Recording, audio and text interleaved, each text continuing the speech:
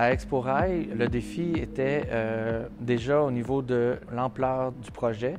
On parlait ici de plus de 500 lampes à installer à l'intérieur de 10 jours. Donc, lorsqu'on parle de lampes, on parle d'électricité, on parle d'installation, on parle de focus. On va vraiment parler de traitement de la lumière. Donc, c'est pas juste de mettre des lampes pour mettre des lampes, c'est vraiment de faire des choix aguerris, réfléchis, artistiques pour donner vraiment un résultat là, qui va se démarquer.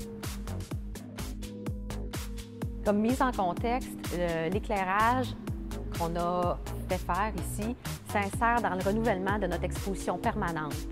Au niveau de l'éclairage scénique, ce qu'on voulait faire, c'était donner du mouvement, de la texture aux véhicules, de mieux les voir, parce que l'éclairage qu'on avait avant était un éclairage plus d'entrepôt où il y a des grands plafonniers qui illuminent directement par terre, surtout au centre des allées. Donc, c'est surtout le plancher au centre des allées où le visiteur circulait qui était illuminé.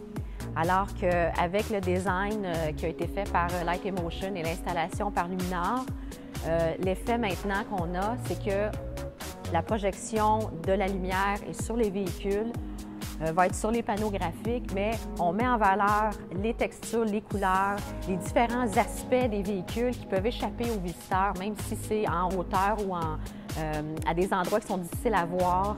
Donc, ça donne un aspect de mouvement, un aspect dynamique qui n'était pas présent du tout avec l'ancien éclairage qu'on avait à l'intérieur.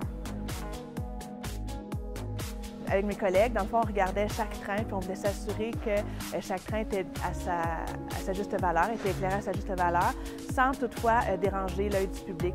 Donc, on voulait que ce soit subtil, puis en même temps de tout voir, mais d'avoir un peu de mystère pour qu'on puisse les découvrir puis se questionner sur qu'est-ce qu'on regarde.